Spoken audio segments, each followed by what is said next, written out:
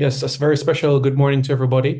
Good afternoon for those in different corners of the globe. Thank you very much for being here as we commence this discussion between fan supporter groups. A first request to everybody that has joined, please mute your microphones. Again, a reminder to everybody to mute your microphones until you are identified or called upon. That would be greatly appreciated. All right. Thank you very much to everybody. As we said earlier, it's a very exciting process to have supporters groups get involved. And this morning, we're going to have a bit of an interaction with three of them in particular.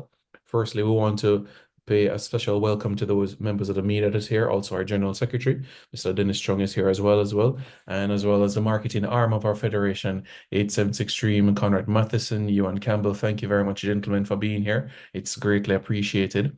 And let me go into the introductions of those individuals that you'll hear from shortly. From the Reggae Boyz Supporters Club, we have Mr. Kyle Wallace. Welcome, Kyle, for being here. From the Reggae Football Fans Club, we have Errol Walters and Lewis Grant. Thank you very much, gentlemen, for being here. And last but certainly by no means least, from the Reggae Boyz community, Adrian Allen and Huntley Dixon. So thank you very much, gentlemen, for being here. But first, we want to have a few opening remarks from our General Secretary, Mr. Dennis Chung, to speak about this initiative, and then we'll hear from the gentleman from the supporters group. So, Mr. Chung, the floor is all yours now. Yeah, thank you, Simon. Want to welcome everyone from the media, of course, and also the three gentlemen from the supporters group. You notice it's all gentlemen now, so when the woman comes in, then everything will change. She'll take over everything, you know. But no, certainly it's an exciting time because these three gentlemen have, on their own initiative, come to us and said, we want to support the football teams. Right now it's the boys, to push the whole thing with the game. And what we've realized also is that most of the tickets that we've sold so far is coming from actually US addresses. So we know that they're pushing it, and we're hoping that Jamaicans will buy tickets because we don't want all of it to be sold overseas. And then you hear, oh, we're here and we can't see the game. But certainly, we want to welcome this partnership because this is a way for us now to importantly reach our fan base. We want to ensure that everyone is involved. As you see, at the last two games, we had over 17,000 people in attendance. And, that for us is very important because it's not just about playing football. We want to get everybody involved, all Jamaica involved. I know that we're at the quarterfinal stage. We want to ensure that we are there in our numbers to support the boys because we have to make it past the mighty USA, which after we finish with them, they're not going to be so mighty, So we welcome that. Certainly, I want to thank 876 Stream, Conrad and Yuan for also working with this initiative and being the lead persons marked in the game. I'm seeing the billboards up now, Yuan, so that's good, and they're bigger than they were before. So that is even better,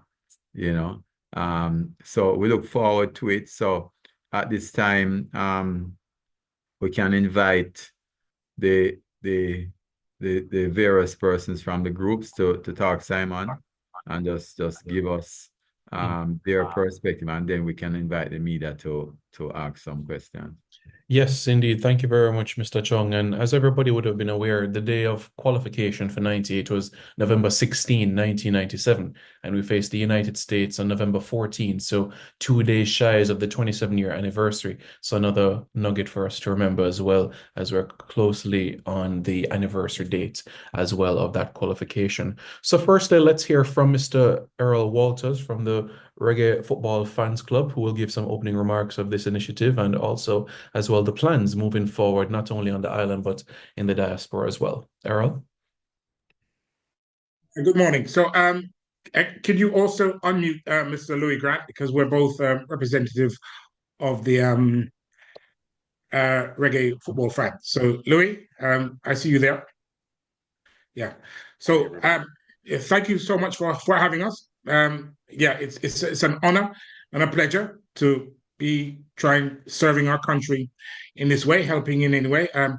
Simon, when you mentioned the November 14th, the game in Washington, I remember I was there, and that kind of set things off because against better advice, I flew to the game, and when I got back, they fired me.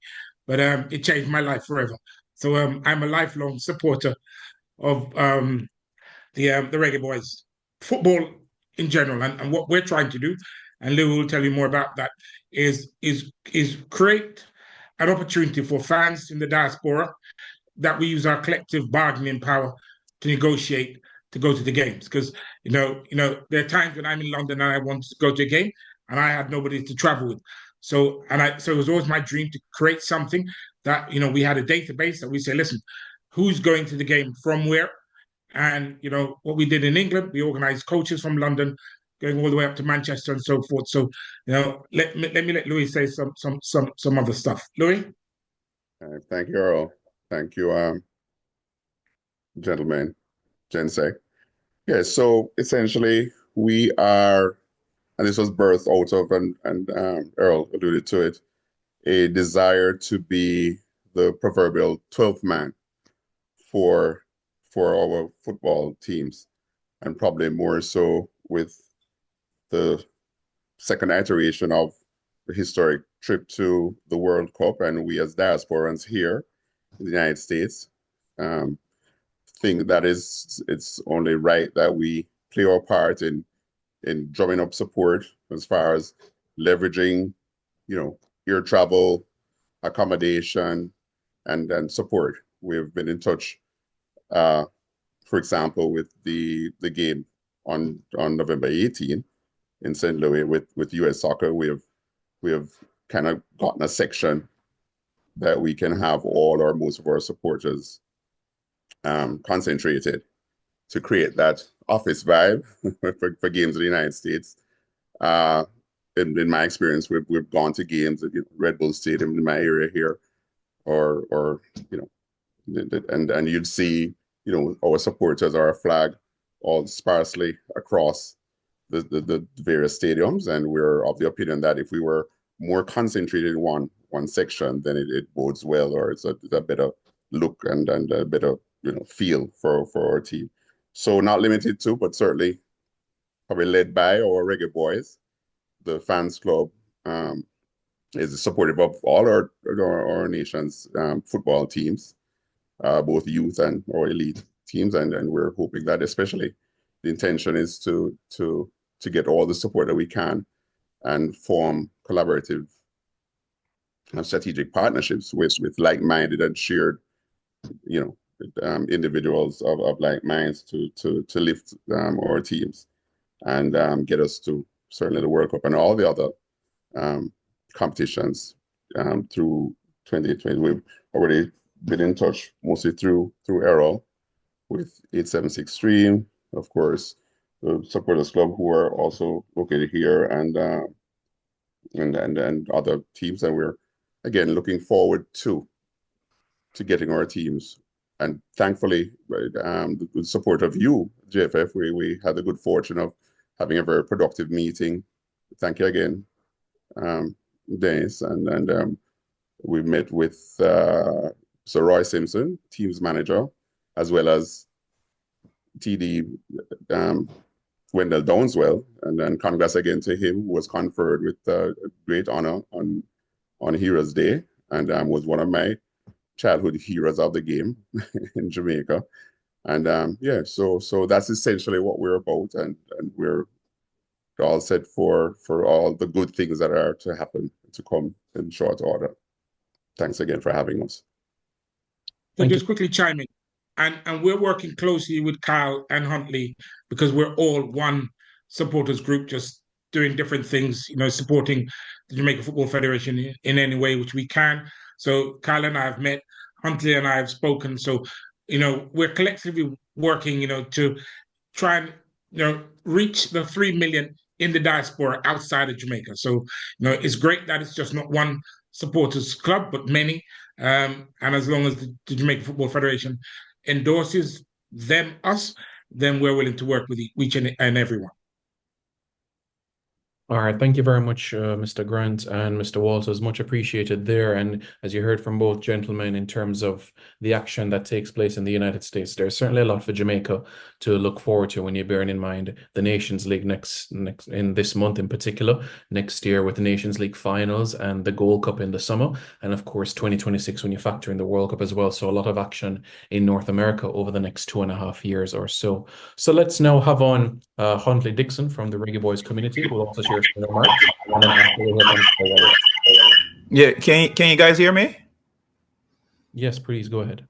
Okay, so good morning, gentlemen. Okay, so my name is Huntley Dixon. I am the chairman of the Reggae Boyz community, something that I've just stumbled on me since March of this year. So I'm learning on the job, and my background is in entertainment.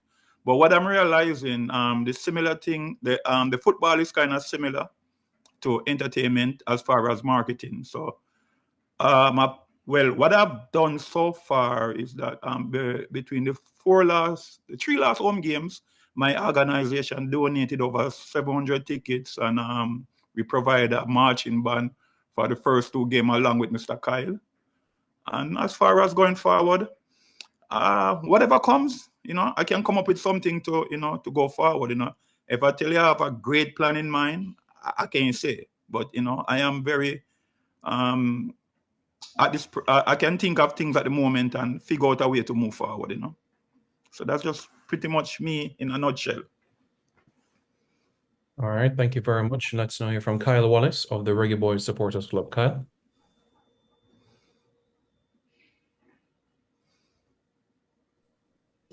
Hello, gentlemen. Can you hear me? Yes, go ahead, Kyle. Okay, good. Well, I'd like to say kudos to whoever came up with this idea to have this meeting. I'm glad to see a meeting of the minds as to how we can move the Reggae Boyz, Reggae Girls product forward.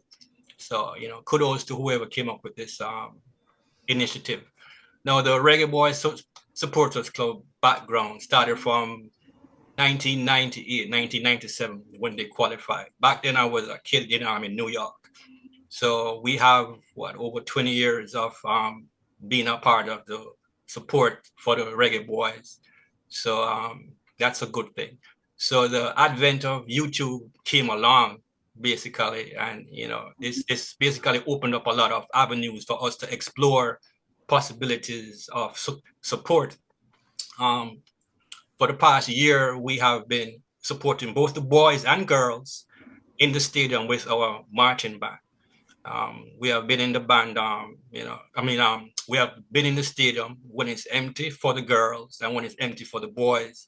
So we're happy to see the work that 876 and the GFF have done in basically bringing the product along. I was down there for the game before this one, and I was very, very pleased to see the entertainment, that was implemented. Like everybody else, we have plans.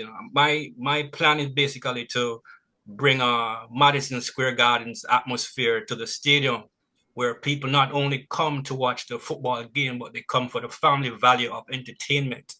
So I have plans in place, which I have discussed with 876, Simon, Military Guna, Mr. Chung. And then, we hope to implement them to basically partner with all of the clubs, all of the fans, supporters club, to basically move this forward. So again, we are here to support each other. Rising tide rises all ships, not just one. So, we hope to be a part of it, and we hope to pull whoever we can along in the same direction to keep this product moving forward. Thank you very much, Kyle. Much appreciated there. This is now the opportunity for members of the media to pose questions if you have, whether it's to Kyle, to Errol, to Louis, to Huntley. See, Siobhan Peart, his hand is up, and then we'll hear from Jason Walker. So, Siobhan, you can open the floor. You may proceed. Yeah, hi, good morning, everyone. Apologies for not having my camera on. I'm a bit under the weather at the moment. I was one of the initial founders of the Reggae Boyz community. Just to speak more on what Mr. Huntley had mentioned, in regards to the reason as to why we came about, we noticed that before that the supports for the games weren't as what we would have wanted. So what we came together as a group of fans. We decided to create the community. And one thing I noticed is just that we had been missing out on a lot of youth fans. And if we know within the future, those youth fans would end up being the main fans that we would need in the future. So we, as what Mr. Dixon mentioned, that we started donating tickets to students, respective footballers from respective communities. We started helping out the inner cities and working along with Kyle, Mr. Wallace, bless up. We haven't spoken for a while. I think that what we have done is we have brought back the footballing culture back into our youths. It's great that when you look at the games and you see the amount of persons coming in now, you have to give 876 Stream their credit. You have to give everybody the credit for having those fans back into the stadium. And I personally just want to say I'm truly appreciative to everybody who has done what they've done so far, so that we can build the culture that we've done so far, and we can hope that it can get better going forward. Okay, all right. Thank you very much, Siobhan. Really appreciate your remarks. Jason Walker, you may unmute and ask your question. Good afternoon, everybody. How's everybody doing? This is mine is going to be mainly statements, not necessarily a question. Number one, I'm Jason Walker. I'm with J Walker Buzz, WRFG Radio, first media houses between Georgia and Florida. The first statement I'd like to say is big respect for Simon Preston, because of Simon, we are getting continuous information from the JFF, which never used to happen. So big respect. So that tells the people, which has actually evolved into people doing events around Reggae Boyz or Reggae Girls playing, watch parties, all these things, bringing the community together. Because we now have it in the media, we're talking about the Reggae Boyz, Reggae Girls, so we're getting the information. So I want to say big respect to Simon Preston. And yeah, just let you know, in South Florida, Jamaica men of Florida, in conjunction with the consulate, puts on parties around any Reggae Boy, Reggae Girl event ever since it started. And in Atlanta, Georgia, it's the Atlanta Jamaican Association that puts on. So it's building a whole new community, so on and so forth. So I guess if there is a question or just an encouragement, keep this going. Keep this, what Simon has done to reach out to us so that the diaspora knows what's happening. And two, let's take advantage of what the diaspora is doing and see if we can plug into what the JFF is doing. I know Adidas is now sponsoring you guys. So the fact that you have big events happening organically, I know for sure in Florida and in Georgia, is a great opportunity to get the big companies to come outside with you guys and put a big splash around Reggae Boyz or Reggae Girls. And I know Jamaican-run companies that are in the US would be very interested in connecting with that. So I suggest people take advantage of that. I guess that's it. All right. Thank you very much, Jason. Much appreciated there. Appreciate the kind words. Matthew McAnuff-Jones, you can go ahead. Hi, good morning.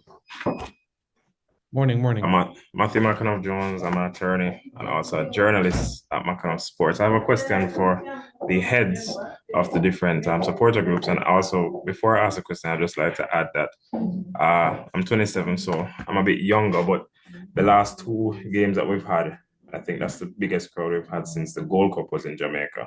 And I want to give kudos to Simon and the 876 Stream, because I can see what they're doing in terms of the marketing. I think that it's proven successful.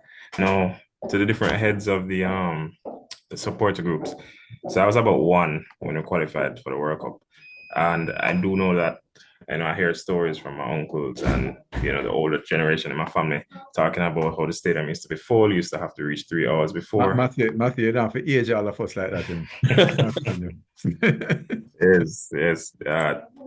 I hear stories about the stadium used to be full. I used to have to reach 2-3 hours before. People used to be climbing. So I just want to know, in terms of prior to that qualifying campaign, how was the support and what would you guys attribute to the drop in support in recent times or, subsequent to the World Cup? And what do you guys think that we can be doing to try at least to get near to the support in 1997? Let me answer that one for you, Matthew. Just from our perspective, I was around in 98. I actually used to go to every single game, right? And before that,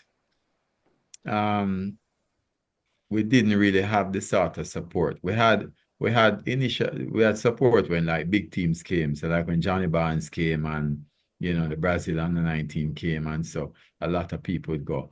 Understand also that during that time, we didn't have as much competition as now in terms of things to do, right? So you had a game to go, and there was really not much happening at the time.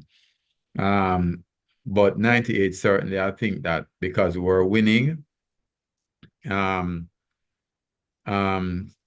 think that Jamaicans like to win. And we did carry that sort of vibe that I see happening now. So as one person, Alan Lewis, who was a big supporter at the time, said to me, when he went to the game against Cuba, he felt like 98 again. Right? So that was the sort of feeling that we had. Subsequent to that, I mean, I will admit, up until recently, there was a lot of blunders that were made by the JFF, right? A lot of things went downhill. We had a lot of travel issues. There's a lot of things to talk about, and we weren't winning. You know what I mean? And the truth is that when people pay their money, they want to see a team. If you're not even winning, that you're trying, right? So I think that the lapse in support would have had to do with that. And I think that certainly within the football community itself, there was not that unity that was there before. So there's a lot of mudslinging and things happening. But, we want to think that that is behind us. From a JFF point of view, not just on the field, but administratively, we're doing much better. We expect that by the end of the year, we'll totally eliminate the deficit that was there. We're up to date with our audited financials. We have a tax compliance certificate from last year. We would have the accountants among us. We expect to have the first quarter next year a current ratio of 1-to-1, right, which is significant. We don't have any travel issues, as you see, right? And that for me is very important. And the staff here is doing a tremendous job. I see you congratulate Simon, which is good. I mean, Simon, as we all know, is a walking encyclopedia, right, when it comes to sports. So that's from my perspective, Matthew, is from the JFF perspective. I don't know what the heads of the support clubs like Errol. I mean, Errol is an oldster like me, so Errol knows about those things. Right, Errol. So Matthew, you aged us badly, but listen, like Dennis said, so because I lived in England, so if you can imagine, the birth of kind of football and the Reggae Boyz came from England, because that's when Captain Burrow came over and started targeting the English players, and that kind of created a vibrancy around the football. But as Dennis said, if the team is not winning, fans can. But I'm sure what Kyle, Huntley, Louis, and myself will be doing is also kind of just engaging the fan base. Because, you see, whereas in Jamaica, the tendency is to go if it's winning. Us in the diaspora, if there are two mosquitoes from Jamaica competing, we'll turn up. We just need to have that information. And so what the supporters clubs will do is work with Simon to get that information out, accessible to tickets. So when Louis said they're leveraging like tickets, because what we did immediately is we wrote to US Soccer and we said, listen, we're going to the game. Can you seat us in a specific area? And that's what they did. And we were able to do that because the JFFS through Dennis and co have empowered us to speak. So by asking for those things, they responded. But the sad part about it is that they only allocated 200 seats, not because they don't want to allocate more, because they know the turnout is so low. But we're hoping by 2025, we're getting 5,000 seats. because we know that the momentum will build. And us in the diaspora, we like supporting Jamaica. It's just that we like being coordinated and knowing that we have someone who we can go with. So it's a new dawning, and I'm excited about this. So listen, when your generation takes over, you'll be getting a nice fan club to manage. All right, so just hang in there. Let me just make a quick comment on how the diaspora dealt with World Cup '98. I was in New York back then. I was in college, and basically how we found out about the games. Well, how I found out about the games was through a Panamanian guy of Jamaican descent, and he would tell me that, Kyle, if you want to watch the games, there are Spanish clubs, Spanish bars that were televising the clubs from their sports bars, the games from their sports bars. So we would all meet there at these Spanish sports bars to watch the games, and we were outnumbered, basically like 100 to 1. So that's how we supported the boys back in those days. And based on the information, we would meet, and we would get together as a group to basically support the boys. And this leads me to the opportunity that we have with social media. It's a perfect opportunity for us in the diaspora to basically leverage that to basically organize tickets, support, merchandise, and push the boys and girls forward.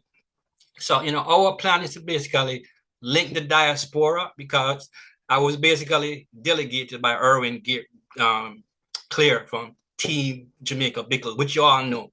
He keeps the functions for the boys and girls teams at Penn Relays to basically build a bridge between the JFF and the diaspora to basically get us connected and moving, our efforts forward. So, that is something that we should definitely, push forward on. All right, Huntley, anything you wanted to add to what Kyle and Errol said?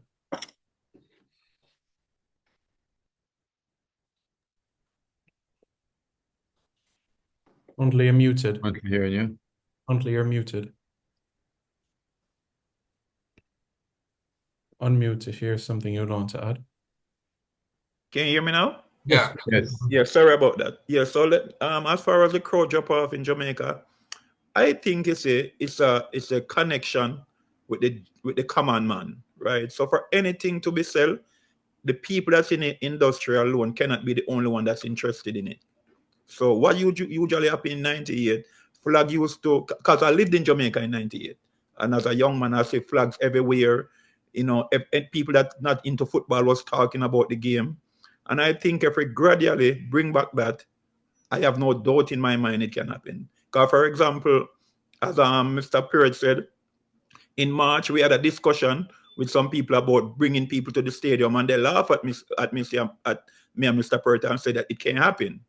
And, we come up with an unorthodox method and make things happen, So as far as to bring back that vibes, I have no doubt if we just think of other ways of doing it, it can happen again. And let me just back up what Huntley has said. There's this argument that you have to be winning to bring people in the stadium isn't validated by what we see here in the States. The New York Knicks has not won a championship in how many decades? Yet Madison Square Gardens is always full. The stadium is our Madison Square Gardens. That's how we should approach it. So basically what they do at MSG is they have an entertainment factor to basically bring people into the stadium, giveaways, little games for boys and girls. They make it a fun atmosphere. People go there just to date, look girls, socialize, drink, have a good time. So that's my idea. That's my concept to basically get people back into the stadium and keep them going. All right. Thanks very much, Kyle. Naranda Brown, Halftime TV. You can unmute and share your remark or question. Go right ahead. Hey, good morning, everyone. I hope and trust everyone had a productive weekend. As Simon mentioned, Naranda Brown from Halftime TV. I have a background in communications. I also am pursuing a master's in industrial relations. But aside from that, I have a YouTube channel as well that has roughly 25,000 subscribers. And I operate outside of Jamaica. So myself, as well as Ryan LFC, both of us are in Canada. So I have a couple of questions in relation to that. What are the considerations being put in place for Canada? And the group has alluded to the United States on a number of occasions, but it's the Floridas and New Yorks, etc., which is good. And I know huge Jamaican population residing in those areas, but also in Canada, in Toronto in particular, we have roughly 500,000 Jamaicans easily residing here, and a lot of whom are Reggae Boyz fans. And if you're paying attention to the Ryan LFC lives and the Halftime TV lives, whenever we talk about the Reggae Boyz, and even when they come to Canada, we see the folks in the stands, we see them coming out supporting, waiting for the opportunity to shake, whether it's the president's hand or to say hi to the players, etc. So my first question is, what's being considered, or is there a hub for Canada in the plan that you currently have, considering as well that the World Cup is happening in North America, not just the United States, right? It's Canada is included. Secondly, what would be, in an ideal world, what kind of support, what are the factors or what are the facets that the Jamaica Football Federation can support your organization in getting you to the space where you want to be? In essence, we've heard all the good things, what the plans are, we've heard what the intentions are, etc.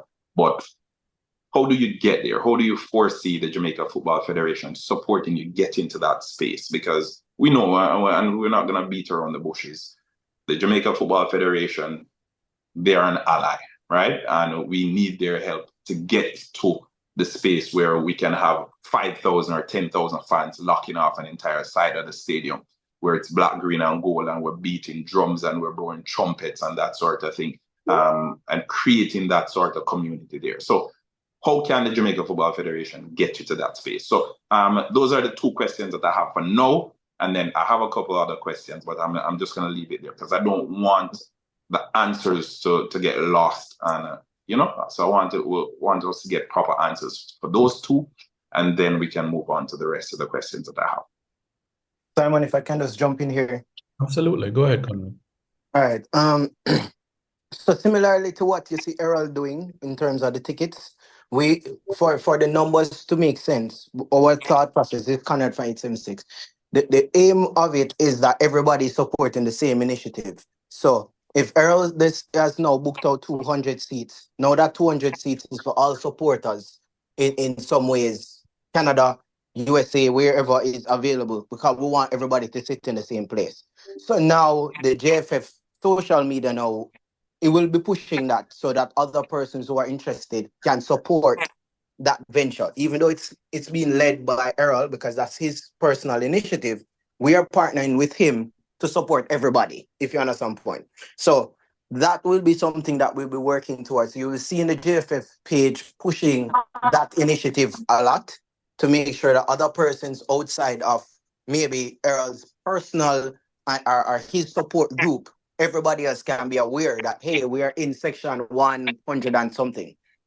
Right? So that will be one. So one will be trying to make sure that this support group, all the support groups, they have different initiatives and objectives, but we'll be trying to share the information. So depending on which one works for you, then you'll be supported. So that's one of the clear initiatives that we'll be doing. Certainly we'll have to maybe get a Canada support group. So maybe like Errol, maybe his focus is the United States, maybe your team could focus on a similar initiative in Canada to bring to galvanize and organize people in Canada to come to games. That's not impossible as well, because no one group can do everything, and that's a big initiative Mr. Chung wanted. Make sure that everybody is touched and everybody is reached. So we are now saying, if you can get the Canada group, or if there are a group where you can come together to get the Canada people together, we'll be willing to have the conversation and share notes so that it's very organized for them. Can I jump in real quick? Okay, so let as far as the Canada concern, right? This is what I think can work. Okay, so we have to do a thing called like a trickle-down effect, right? So we have to find like a figurehead in Canada that's highly respected, by the Jamaican population. And we can do it from here, right? All we got to do is channel things through him, and we'll be surprised to see what we can do. I know it can be done without a doubt. Right, so probably after MTV, probably that's where you can come in, Andy, by just even connect me with the person over there, that's willing, and by connecting with us, I feel we can motivate people over there. Add to that. So, Narando, so you asked a very valid question. So, listen, what we've seen with this administration, because what we've tended to do in the past has been very critical.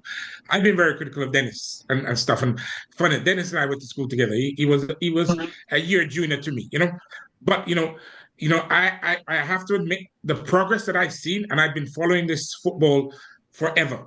And the progress and what I've seen them doing, and just my initial interaction with Simon, it's leaps and bounds, and I'm so excited about stuff. So when we talk about Canada, Mexico, because that's where the games are going to be in the United States, what we're doing, and we're working with Carl and Huntley to build a database. So we will capture people from England, anywhere in the diaspora, anywhere around the world. We will capture it, and it will be by zip code, by country, by area, and then we'll reach out to people. So you don't necessarily have to be in Canada or anywhere to reach to them. And as you know, the diaspora is very connected, because as you know, the diaspora conferences that I've attended in the past, which is hosted by the governments of the day, it brings in all the diaspora leaders. So it's very easy to connect with those.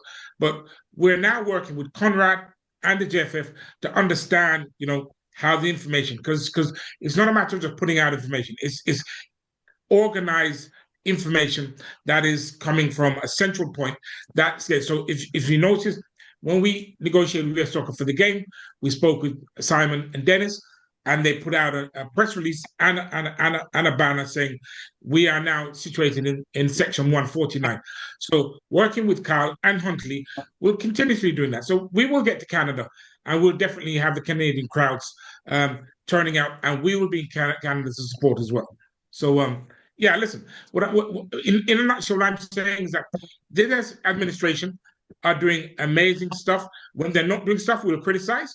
But right now, they're doing amazing stuff, and we're supporting them, and kudos to them and Dennis and your team for all the stuff you're doing, because it's really amazing. For the years that I've been following football, this is the most organized I've ever seen of the JFFF. Yeah, thank you. Let me just, Narando, one of the things that you guys can do too, we've introduced these three gentlemen, have them on your program, pull them in, pull 8716 on the program to talk about these things, because we need to talk about these positive things. You know what I mean? I think that's important, so that other people are talking about it, not just me. I try to take a sabbatical now from all of those discussions. So to have the people on, out there talking about these things. Let me just answer a question. Narando, I made a proposal to the JFF on 876 that we have a vlogger tent in the stadium where they could basically live stream pre-game activities, interview the fans, interview the vloggers themselves, interview any parties and have a little entertainment thing going on back there. So I was pitching it to them that that's something that they could use to attract sponsors from overseas and and back home, to basically connect that link between the diaspora and back home, to keep us active. So that's a pitch that I'm trying to push to the JFF to get off the ground. We are willing to invest in the infrastructure. In fact, it is down there sitting down. So I'm waiting to hear back from them if it can be done. So I believe that would be key in linking the diaspora, home and abroad, England, Canada, the USA. Yeah, I think that's a brilliant idea too. And I'll constantly go back to when the Reggae Boyz came here to Canada, and I submitted for accreditation, and what I had to do as the sole media entity there that was Jamaican, I had to rope in Ryan LFC as well, go through the entire process for him so he could be there as well. So we were represented. So I think opportunities like that and putting stuff in place like that gives the diaspora an opportunity to be heard and to be seen as well. And because if fans are at home and they're seeing all these folks in the stands, they want to be there as well. And I think one I don't remember who mentioned it a little bit earlier about the Madison State Gardens. Me. There you go. There you go. And I think the key word that you left out, because you spoke about the entertainment and all of that, and in a nutshell, the experience, right? And I think we so often ignore that, because when you go to, here in Toronto, when you go to a basketball game, the Raptors, they've won one championship. We haven't seen them win anymore. Right. But we go there, they lose most times, but you get an experience, right? It's an experience. And I think that's where we want to get it back to, where when you go to the National Stadium, even if the game ends in a draw, you leave feeling as if you experienced something magical, right? So, and again, all these facets, they contribute to getting it back to that space. So I think the follow-up answers that the group provided kind of answered my follow-up questions. So I'll leave it at that for now. And I'll be in touch. I'll be in the comments and in the chat, right? Yeah, I appreciate that, Renardo, very much so. Before we get on to Cronky, as you know, Renardo, it could be sooner rather than later, because a couple of matches in the Gold Cup next year will be in Vancouver. So there's a strong possibility. So we'll see what the near future brings, because Vancouver is a host venue for the Gold Cup next summer. Bertram, Cronky, you may proceed. Okay, can you guys hear me? Yes, sir. Yeah, so first of all, I am extremely pleased that we're doing this, right? I've been sort of begging for initiatives such as these to bring us as a people together. And I think they can be a catalyst for other things for us as Jamaicans. But a couple of things, actually, in terms of statements. One is, I wonder, and people are going to say, here goes Cranky again. I wonder if it's better to have one supporters group with branches versus disparate 3 supporters group. And I understand people have started a supporters group, I understand how power, where power resides. But I think if we want to be truly effective, you have to be really coordinated. You have to be really organized. And what you don't want to have is 3 different, 4 different, 5 different groups all doing different things with different agendas. How do you get that consistency? How you get that organization? How you get that synergies between all these groups? That's one question. Secondly, I know we're using basketball as the analogy to provide a perspective as to how we think it could work. I remember going to Jamaica versus Guatemala, the friendly game here. And when you went to that game, it's a family experience. The Guatemalans came out of the family, the kids, the wives, the girlfriends, the moms, the grandmothers. We took pictures with them. I went with Neo. Yep. And that's what I'm hoping that we can build as a group in forums such as these. And I'm also pleased, and I hope this is the case, that when the JFF think about stakeholders, it's not just people who are locally stakeholders. With this extended reach, I'm hoping that it expanded and we're now an inclusive global people versus disparate pieces, right? So if we can also, the mechanism to reach out, we got to think through what that entails. I know social media is a good platform, but where are people residing? Are they in the churches? Where are they? And how do we bring people together as a collective body? Because I can tell you, I'm going to St. Louis. It's hard. I don't like to fly. I'm driving to St. Louis. Trust me, the whole distance, like 20-something hours, right? For me, personally, going there. It's hard in the US when you're in St. Louis and you're in New York, you're in Florida, you're in LA to get to games. But if you have bodies together and you have transportation you bring together and you go as a group, and it's almost, as someone would say, it's not entertainment, but it's a family experience and outing. You take buses, or some may want to fly. And when you go there, you have instances where you're in the parking lot and you're having barbecues. As Simon says, going to be a restaurant in St. Louis, we're going to meet up. That experience will allow people to want to, it doesn't become just a football experience anymore, no. It's a holistic experience for the family. You can enjoy as a family, as a people, and it makes it all the better. And the support will be much more sustainable. So my hope is that as we go through and think about this, and as we're evolving as a group trying to get this done, we don't set ourselves in just one idea. We're open to ideas to make this work as effectively as possible. That's all I got to say. Okay. Errol, I see your hand raised. Is it that you wanted to respond to Cronky? I do. So Bertram, in response to your question in terms of the multi groups. So in an ideal world, you'd have one group. You know, when I met with Dennis and the Jamaica Football Federation, Dennis said, "Oh, listen, you guys out there are doing your stuff, and here's the thing, Bertram. It's an evolution. At some point, we might all merge, but at the moment, you know, remember, here we are trying to do something that's not really been done in terms of galvanizing fans from all over the world. But the one thing that we are respectful of each other. We also acknowledge that we don't do anything without the Jamaica Football Federation understanding what we're doing, and so give it time, you know. So you know, it's better so many people trying to do something than nobody doing anything at all.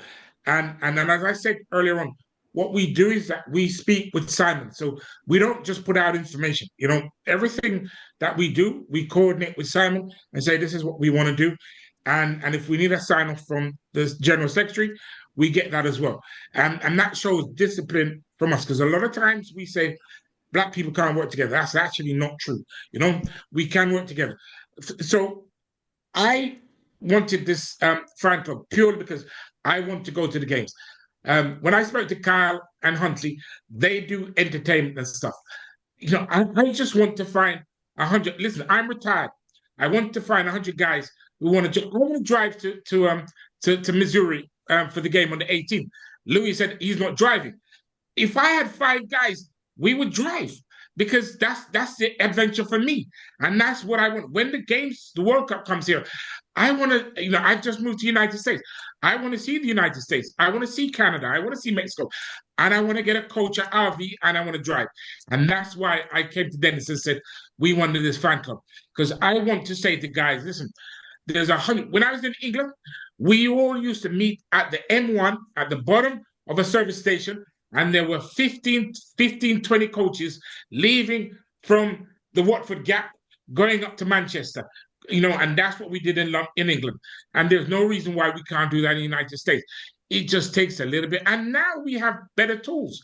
We have social media. We have so many tools to our advantage. So don't worry about the number of groups. None of the groups that are operating are doing so in independence or isolation. We all work with Dennis and Simon and 876 Stream, and we are all disciplined, responsible, grown men that are all wanting the best for our country and for our national team. So it's going to work. Let me say something. Yeah, so Cranky, and to back up what Kyle said, we are all men, right? And we have different ways of marketing, and as long as we get there, it doesn't matter how we reach there. As long as we all end up there, you know, we can all take a different direction. But one thing I know for sure, all of us intention is to better football in Jamaica and better, you know, whatever we do. But it will be hard for all of us to agree, because like me, I'm very like unorthodox in my promotion of gaming. So I might say something to you and you're gonna say I'm crazy, but when you see what they do, you're like, wow, you know. So like me personally, it would be hard for me to like people to agree with me until they see what I've done. Let me just second that. Dub is a hard person, but he puts his heart in it. So right. All credit to Mr. Huntley, you know, keep it up.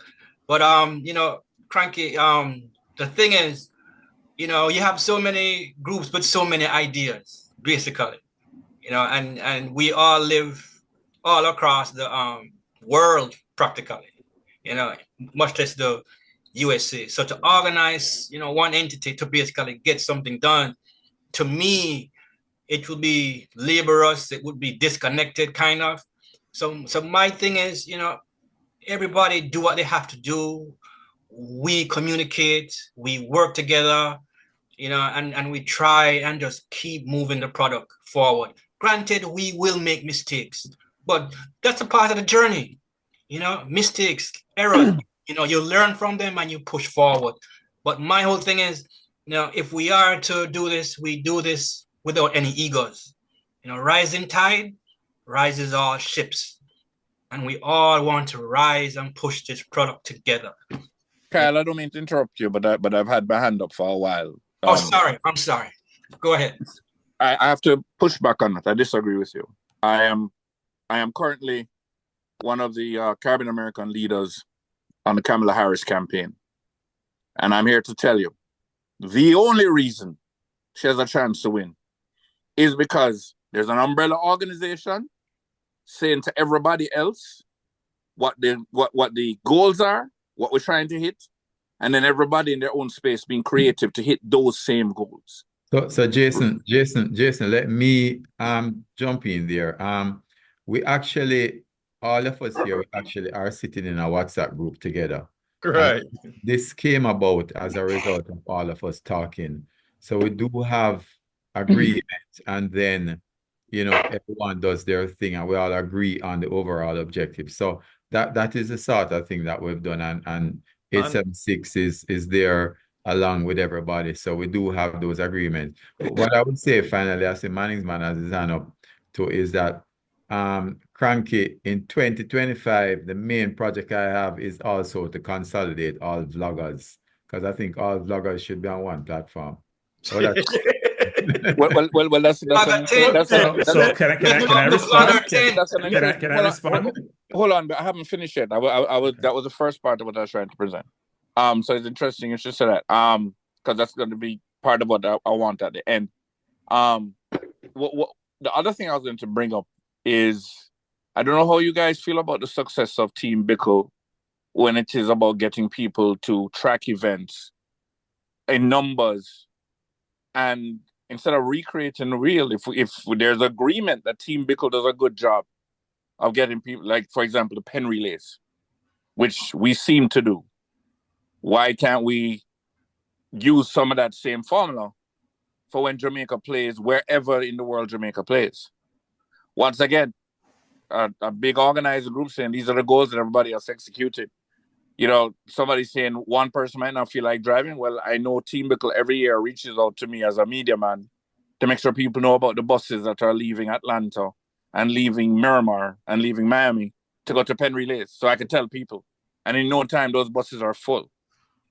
So, Jason, what you just can I just let me just get in this real quick. Jason, what you just described from Kamala is exactly what we are doing, right? You remember you say she delegate things to other group and everybody's heading in the same direction. We're just taking different routes.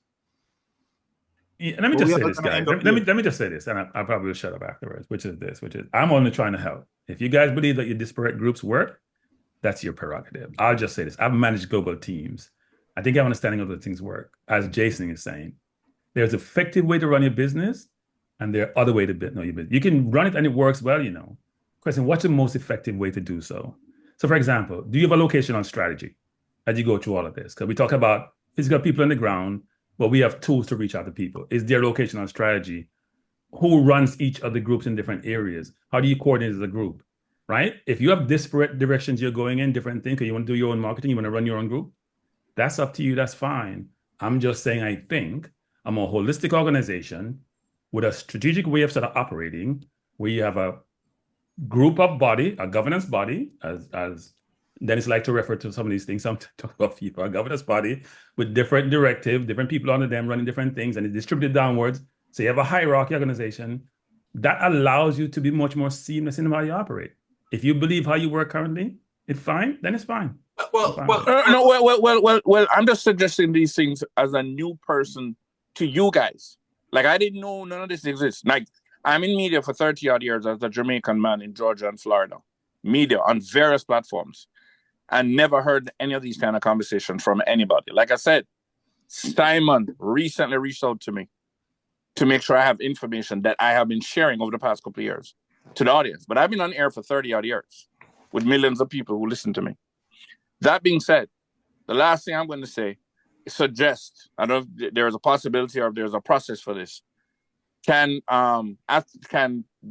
players, both girls and boys, be available to media in diaspora in between games, leading up to games, to help promote what JFF is doing?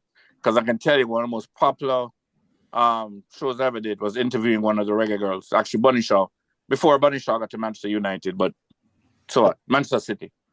That's I land right there. Thanks very much. Gentlemen, let me just say quickly. So listen, I think we're all saying the same thing. That listen, the Jamaica Football Federation are the body. They've appointed 876 Stream as their media and marketing partner.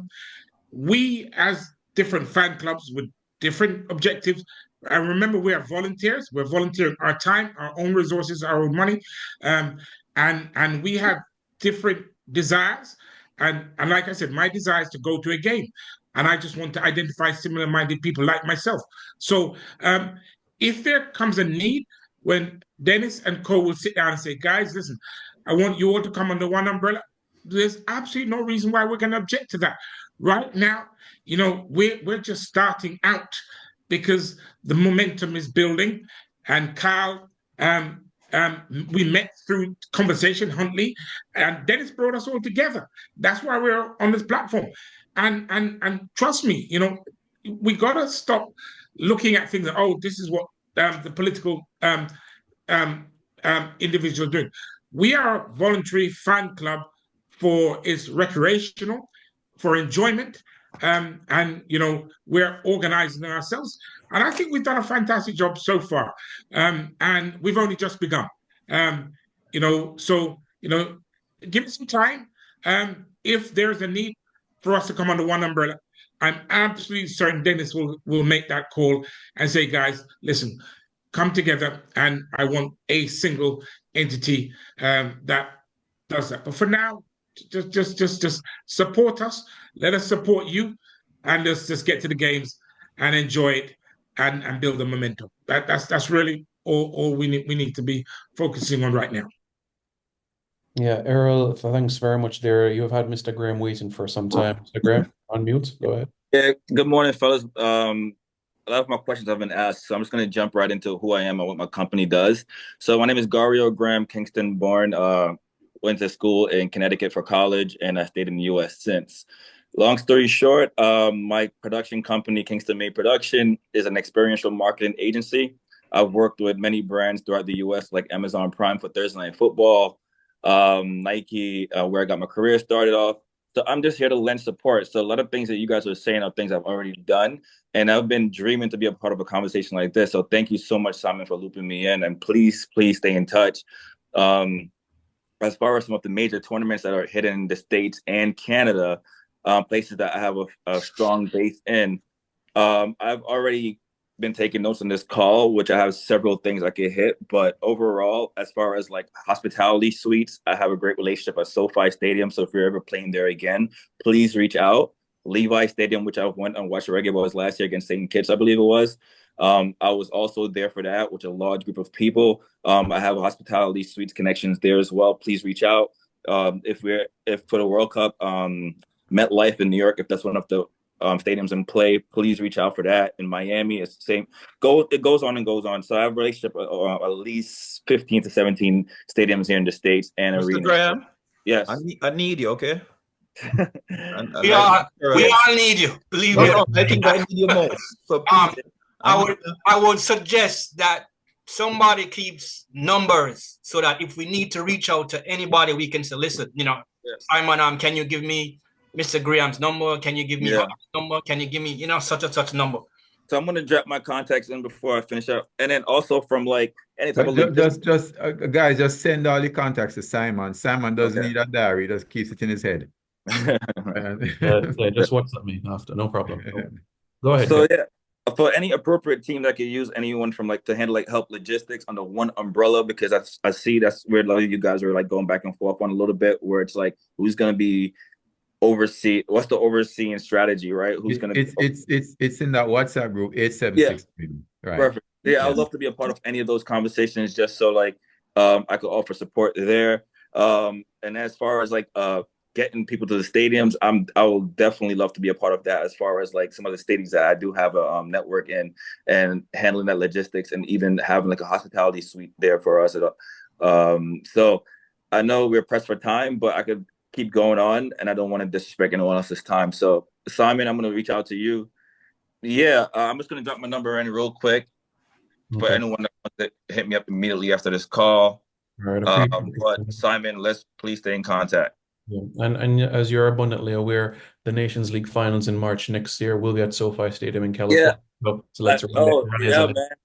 I've been annoying, Simon. I know I've been annoying to you, but exactly, man. I've seen all those SoFi stops next year, so I'm like, I gotta be there. You know what I mean? I definitely have to be there, and I Can have a you put the team as number one well. more time, please? Repeat that. The number. Can you put it up one more time? Okay, yeah, it's in the chat. It's there you go. Okay, I got it. Right. Mr. Stennett, you may. Oh, I'm sorry. Wait. Please ignore that. I missed a number 347-268-2310. That's correct. All right. Good afternoon, everyone. Good to be here with you. I think 35 persons. This is good. Good move. Probably should have happened before, but nothing before its time. I just want to just say just a couple of things. One, I want to start with a quote from Edward Deming. He was originally part of Twitter, and he says that a bad system will beat a good person every time. And then believe it is Miles Monroe says that where purpose is not known, abuse is inevitable. I raise that because it is good that we're seeking to get fans in the stands, which is the beginning of the process. But what the fans do when they get inside the stadium is also very critical where Jamaica's football is concerned. Because fans can be in there and not supporting the team, but they are present. And so, from my perspective, I think what the players want is that when the fans come in, they actually support the team when they are in the stands.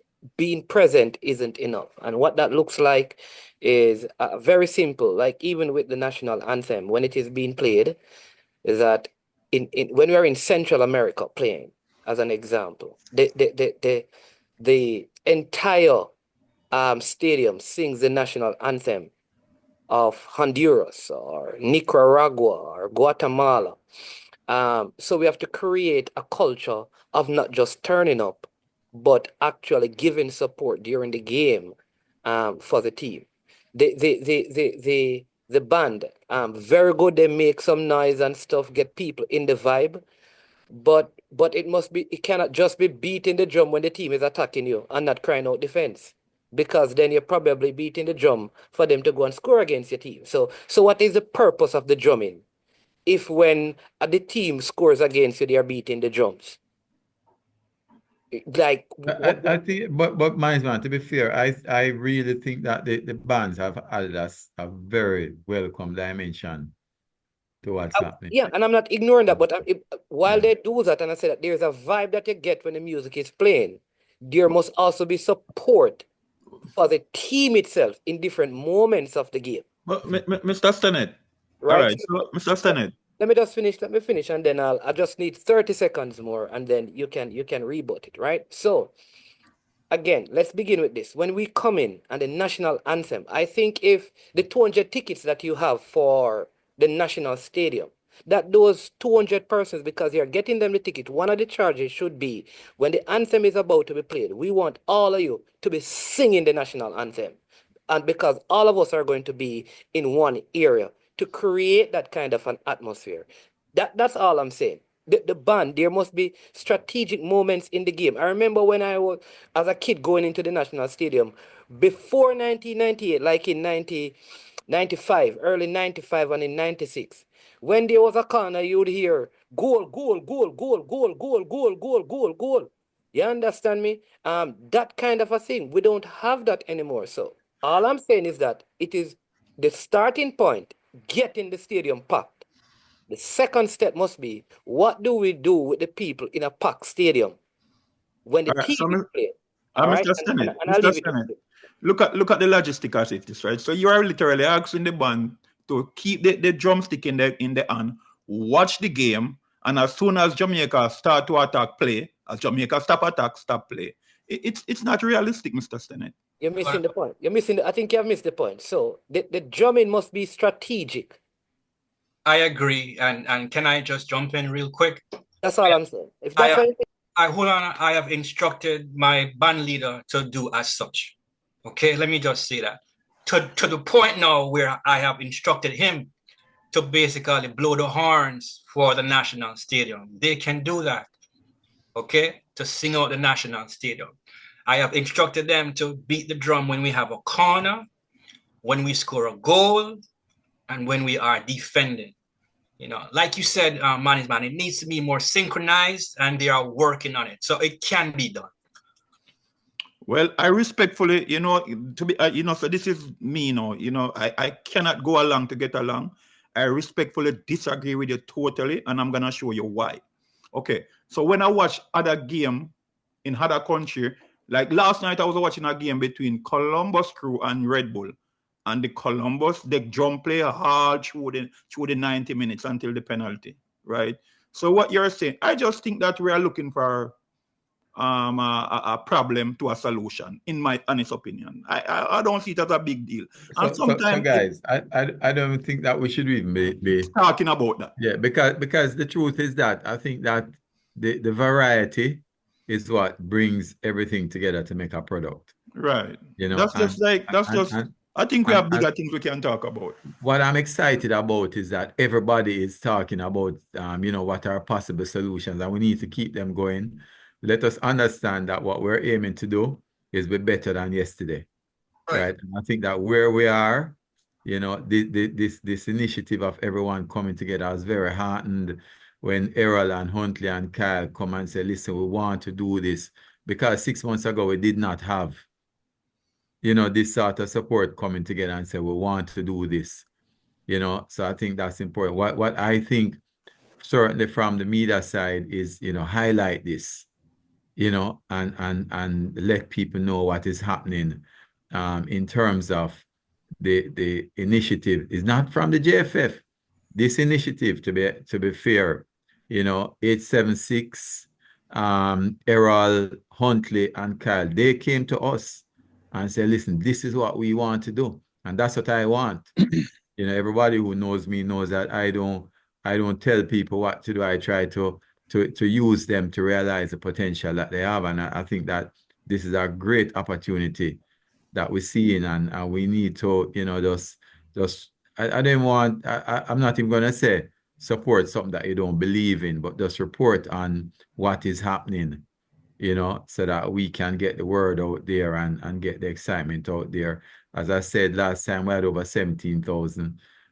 We're ahead of where we are in terms of sales so far to date, right? And we see the interest coming from corporate Jamaica too. So, you know, that's what I would say. Let's. I mean, I think management made some good points, and certainly he is sitting on the bench, so he sees a lot of things and hears a lot of things that we don't hear, you know. And we need to take that perspective too. But I think the variety is the spice. I mean, I think Cranky made some good observations too, you know. And I think that what I'm happy about is that where we were 2 months ago, this is much better than where we were 2 months ago. And in another 2 months or in another 2 weeks when we get to the game, we're going to be much better too, based on some of the discussions that has been taking place in the supporter WhatsApp group that has been formed. So can I make one comment? Management raised a point, which I'm not sure we've totally digest. Dennis said we have 17,000 people in the stadium. Do the players feel the support of the 17,000 people? That's the question. You could have 17,000 people and there's 17,000 critics, and you're on the field saying, we should just go home. Right? So the question is, do they feel the support of the 17,000 people when they're playing, or is the noise distributed and people are just complaining because they haven't scored? Is that support as... Because when you play away from home, you know, you're supposed to feel the pressure of the crowd, even as much as you feel the opponent's pressure. Right. So are the players, because the players ask for the crowd to be there, are they feeling the support? That's the question. So Cranky, let me take your question real quick. All right, Cranky, all right, you see people shouting, it's a natural human being behavior, right? And if you force people to shout or make them say and shout when they naturally don't want to do so, it can become off like too pushy. So this is what I think. We should just gradually create a culture where if you're not shouting, you're not the norm. And over time, I have no doubt it will happen, because I have some things in mind that you will see at the next game where it is just gonna let people shout even when they don't want to. So but sir, aren't you saying what we're saying now? That you're going to get the people to start shouting at a strategic point? That's all we were saying. No. What I'm saying, instead of okay, so what I'm saying to you, right? So basically, Instead of like, yeah, man. So let's move on because I think you just said what we have been saying. yeah. No, what I'm saying, instead of forcing them to just put them in a position where they would like to. No, man. All I'm saying that we can move on because nobody said force. So yeah, that's what we're saying. Mr. Chung, there's one other thing as well. I don't know if it's something that can be implemented now or anytime soon. I've heard a lot of persons saying that they don't feel the love and affection from the Adidas branding itself. So Jamaicans, they love the jersey. Everywhere I wear my jerseys, you always hear persons give a compliment and they say, "Yo, the jersey is awesome," and such and such. But most persons feel as if they don't have that connection to the Adidas branding. The jerseys are for sale, but it's not readily available in Jamaica. You can't just walk into a store and just have it like that. So I'm not sure if any conversations has been had with Adidas in that regard to say that, hey, on a match day, you can have something in the stadium, an Adidas tents. Persons can come in and purchase jerseys. Yeah, so Shavan, that is something that we are doing. It's something we've been talking about, but the truth is that what has restricted us is that our contract does not allow us to sell. So we have to get that amendment to the contract. But those discussions, you're right. We have had those discussions and we're trying to see how we can solve it. Is it possible, Mr. Chung, that the federation, in terms of, so if the jerseys are for $100, if the JFF could buy like people who want come in and say they want the jerseys or pay for them, and then the JFF buys them and sell them at a profit, is that possible? That is what we're trying. That is the discussion that we're having, trying to do. Okay. And we know the jerseys are in demand because Western Sports, as soon as they get them, they go. So Dennis, do we have numbers on how much sales Adidas is getting from selling Jamaica Reggae Boyz merchandise? We have numbers, and but we can't reveal it. But we do have numbers because it's obviously confidential. But Right. what we can say is that the Jamaica kit is the #1 selling kit for Adidas. I am not surprised. My question has an inherent question in it, which is, are we maximize the revenues we can generate from Adidas? I know you may not want to tell us that, but the contract actually states what we get as a percentage. And when does the contract expire? 2026. So we got to think about going forward if this is what we're going to do going forward. We have to find ways. I am tired of the Caribbean being monopolized and the Caribbean being taken advantage of by international corporations. I actually think that's a problem. Well, I mean, they do that all over, but I know, but we got to think about ways to get rid of. Yeah, man. We've considered all that already, Cranky. I know you're a business person, so you're thinking the same way. So all of those things have been considered, but once we keep the momentum going, then we're going to have a stronger position. When this contract was entered into with them, we weren't in a strong position. Yeah. We're in a much stronger position now. So yeah. CC Sports Lab, go ahead. Yeah, good morning, everyone. My question surrounds the thing about support, right? For example, I don't know how like the Jamaica jersey color would have, or the color scheme would have come about. But for example, like chants or even an anthem that supports the national team. Is it that there would be like Lee, where is Lee? Oh, so is there something where there could have been an application sent out from JFF to say submit like songs or submit certain songs, and then they take a judgment on a song to be like played throughout when the game is in halftime or before the game, and something that is authorized by JFF to support the team, where people can resonate. It's something that some people can resonate to, as opposed to like persons have done songs enough. But the thing about it is submission of the song. Because I think, like for example, in Brazil, how they claim about their color scheme for their jersey, I think there was a submission, and then persons made application, and then they came up with the color scheme for the jersey, but it came from the people. So like the music that supports the team comes from the people and is of the people. Therefore, the people resonate with it to increase the support in the stadium, or increase the chant in the stadium.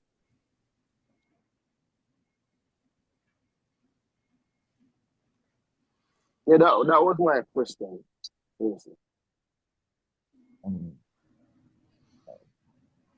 Yep. Any other supporters group wanted to comment on what CC said? You know, I was listening in, but can CC, can you probably tell me what you said in like one sentence? About authorization of a song, like so that is a question for the JFF. That I can't answer that question. Yeah, for the JFF, I'm saying authorize it. It's like people, like for example, when Russian did have him rhythm and persons were doing song. But you know, once Russian come and authorize the song and say, oh, this song, the on his rhythm, or for example, you'd have rise up long time. But I'm saying in this current 2024 environment, people want to resonate with something, a theme, a song, something that says Jamaica 2026 World Cup and beyond. So is this people or is this your idea? This is not. All right. I am talking about fans. In general, though. In general. I mean, I understand what CC is saying. So basically, what he wants is a theme song for the Reggae Boyz, Reggae Girls campaign. Basically, that is it. How do we go about getting that done? Right. That's what he's like. Okay. Right. You know, because I'm saying, Kyle, sorry, persons have done songs, you know. But my thing is that, say, for example, you put out something and say, all right, submit the songs X, and you know, different songs play. And these are the songs, this is the song that we are supporting. They can do a survey. How much persons are resonating to this song? Right. So the moment that this song plays, people identify it with the team. So I would suggest what the JFF should do is basically market that as to see who would like to have a designated song for the Reggae Boyz, Reggae Girls campaign. Basically find a sponsor, somebody to basically get that done. You know what they can do to get some free marketing out of it? You see, like when you have festival song, they should exactly delay to somebody and like people just put up song and then the JFF will get some free publicity in Jamaica from that. Right, find a company and let them sponsor it. Done. Yeah, finish. Simple. There you go. Excellent marketing plan. But let me just say, gentlemen, I'm about to leave, but I would like to make my pitch again. We need a vlogger tent in the stadium so we can connect the diaspora. We can market merchandise. So Kyle, I've spoken to Yuan, and we can have that vlogger tent, right, Yuan? Yes, absolutely. Yeah. Thank you very much, gentlemen, and it's good talking to all of you. Nice meeting everybody. Before you go, Kyle, just for all of you, does this apply to the two friendly games that the Reggae Girls are playing? And does this apply to the under-17? Do we keep this, or is just centered around the national team? The under-17 has World Cup qualifiers coming up. The girls have two friendly games in Montego Bay. Manningsman, I think, let me take that question, Manningsman. Let me just finish. Go. Hold on. Let Mannings finish. Go on. Go, Mannings. No, man, he's all right. He can respond. Yeah, so Manningsman, all right. So all right. So you know the money it's people donate, right?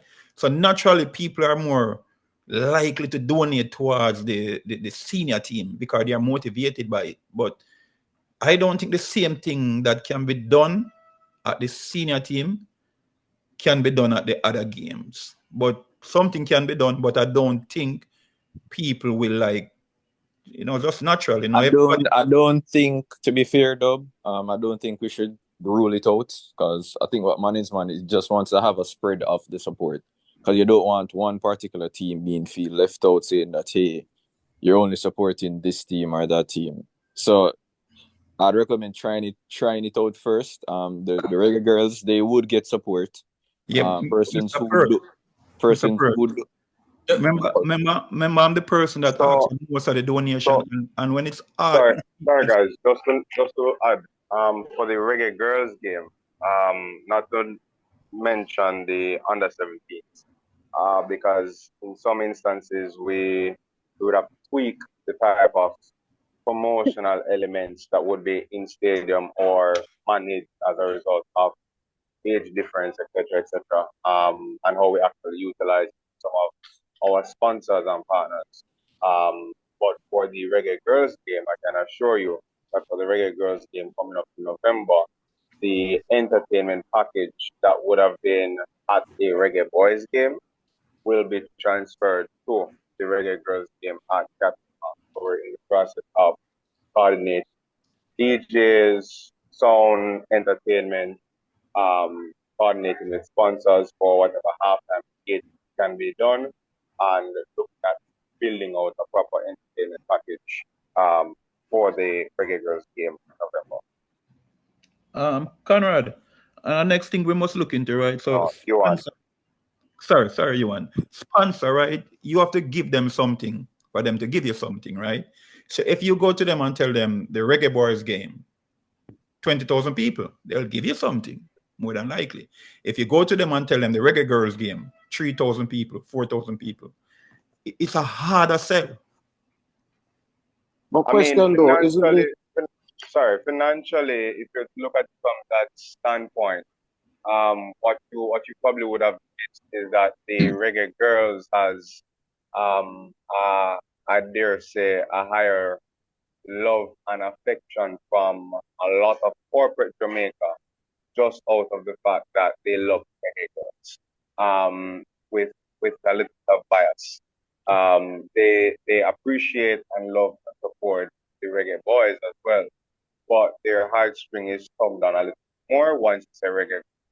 So what we're looking for is to ensure that not just for scale of numbers, but we're just looking to make sure that the package and value is still resonating with brands who still have strong love and affinity for the Reggae Girls. So we're having a conversation with those brands currently. Makes sense. So basically, you're saying try to sell this Reggae Girl as more like a Cinderella story. That probably could work. If you guys are interested, I have a Jamaican-run Miami-based company that would be interested in sponsoring any of these things that you just brought up. Absolutely, thank you. But question though, isn't the vloggers thing to increase like coverage and interactions? So if you have a vloggers thing at the girls game, just like at the boys game, there's more news being carried about the girls and more information being relayed to the people. So the same persons who are going to attend the games, they're getting more information and feeling more connected to the team.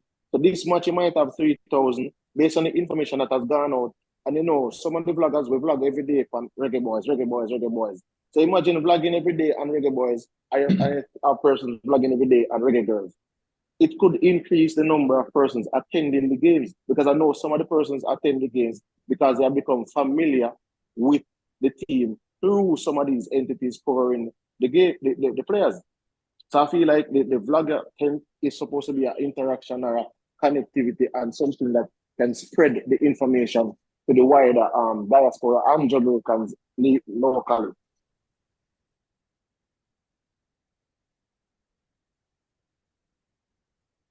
Yeah, I'm in full agreement with that. Errol, your hand is raised. What as well? Yeah, thank you.